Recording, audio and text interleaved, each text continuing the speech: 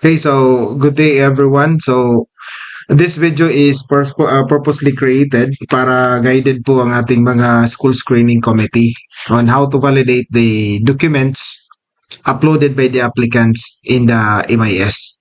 So as you can see in the screen, this is our sample today is Tarragona National High School. So ito yung interface kapag nag-login yung main account ng school. So ito yung makikita. Okay? So, the first thing na kailangan gawin ng school account before conducting or before validating the applicant's document, kung more than one yung validator ng school, kailangan gumawa ng separate account for validator. So, dito yan sa Manage User Accounts. Okay? So, dito ngayon sa Manage User Accounts, try natin i-click itong Add New User. So in my example, I will try to use Mary.c and I'll set my password Mary C. Okay. So in the position box, I'll select SSC. Then female. And then create new user. Okay, so nagawa na natin itong user account ni Mary C. So try to log in para ma-compare natin ano yung difference. Bakit kailangan natin gumawa ng separate account for validating the applicant's document? Although pwede namang hindi kayo gumawa ng separate account, but in terms of the accountability, no, pagdating naman doon sa mga na-validate, at least natitrace up natin kung sino yung nag-validate. Okay, so in a separate window, a separate browser, I'll try to log in the newly created account.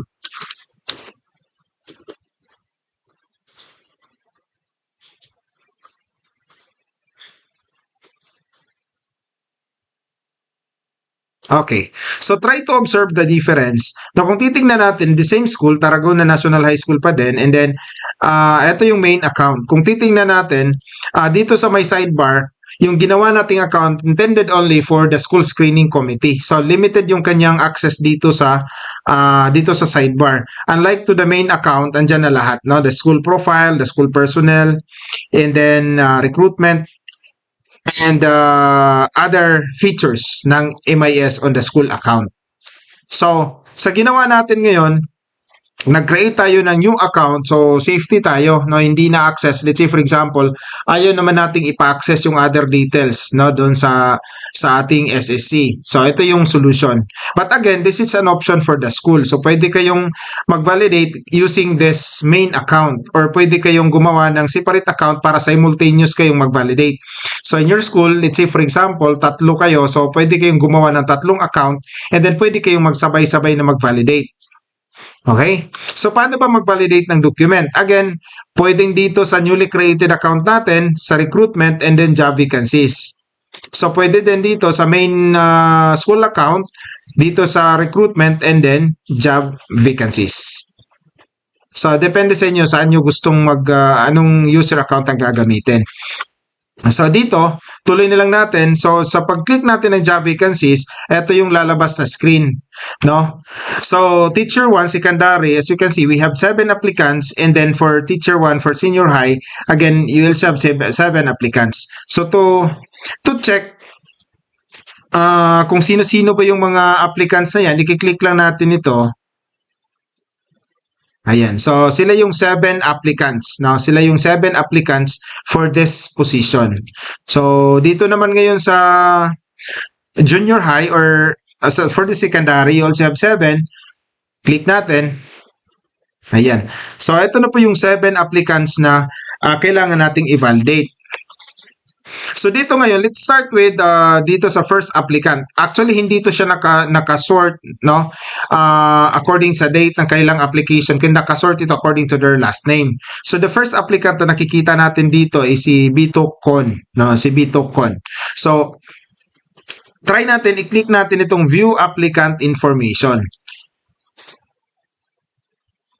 Okay? So ito na ngayon yung view applicant information. Nakikita na natin dito yung details ni applicant.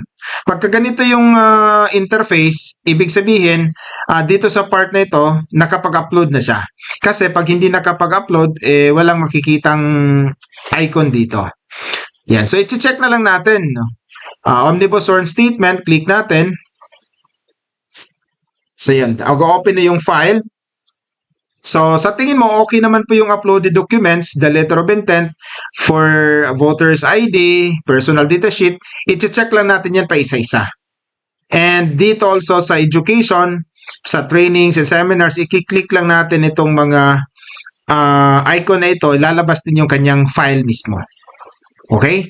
Now, kung sa tingin nyo ay okay naman yung uploaded documents niya, so pwede mo na siyang i-click itong validate. Kapag na-click na natin itong validate, ito yung importanteng message.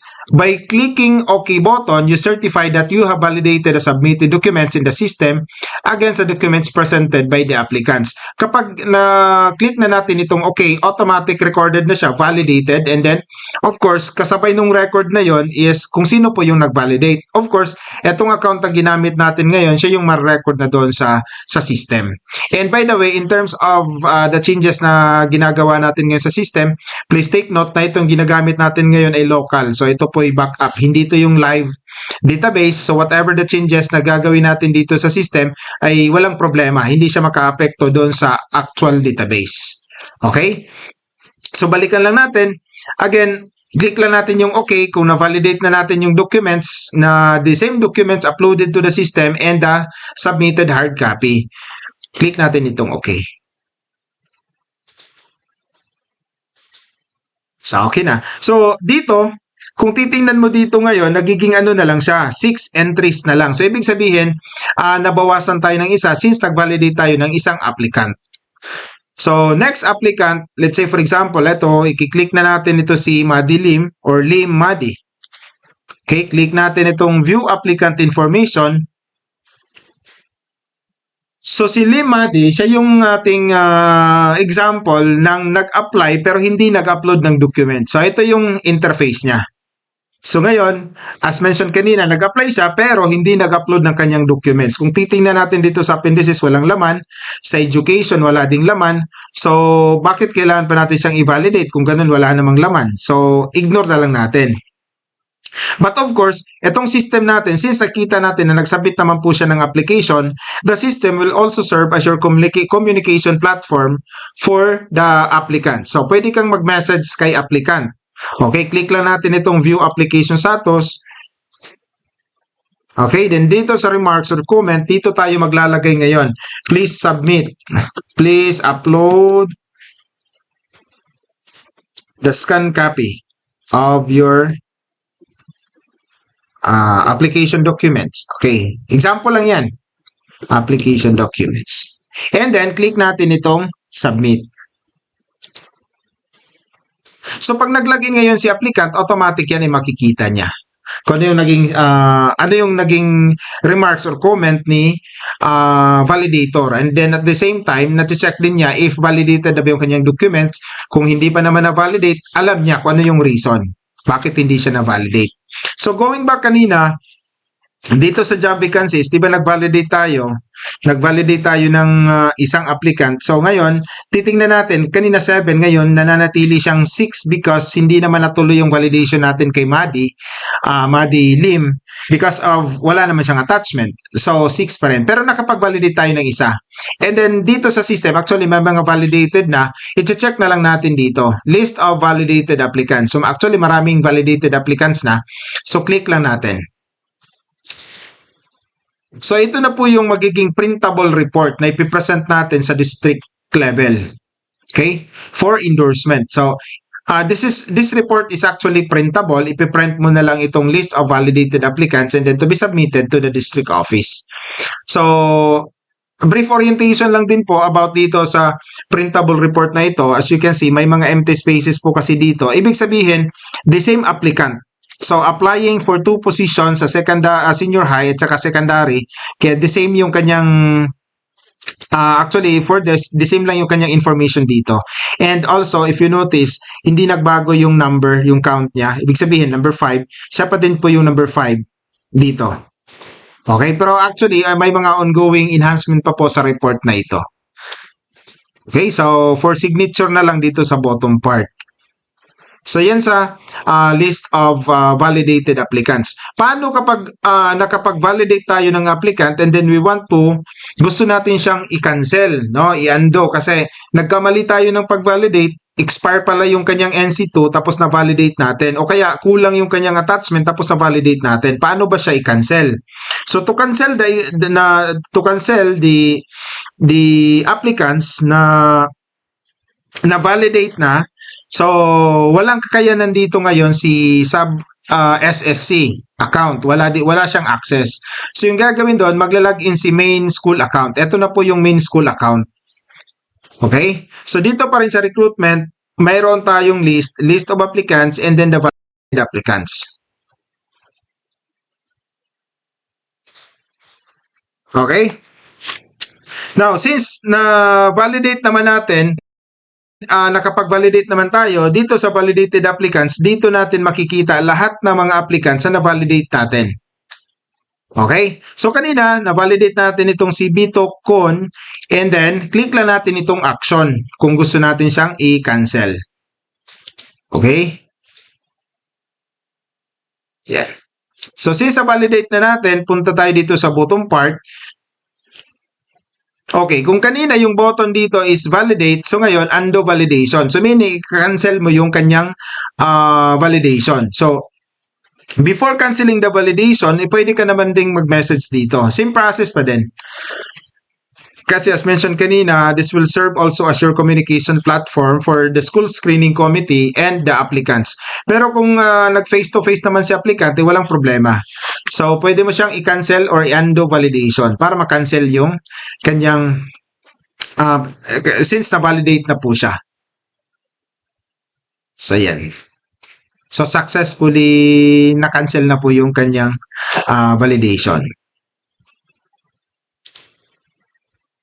Okay? So, for the process, ayan, for the process ng validation, so balikan lang natin, first, kanina, nag-create tayo ng account for additional user, additional SSC. Okay, for additional SSC, dito tayo pumasok sa Manage User Accounts. And then ito, na-create na nga natin itong account ni School Screening, one of the member of the School Screening Committee. So, yun yung kanyang username. So, sinubukan din nating mag-login. Okay? After nakapag-login, nag-try tayong mag-validate and then nag-try tayong mag-send ng message for applicants na walang attachment. So, yan lang po yung magiging proseso. Kapag validated applicants, so pwedeng si may ko yung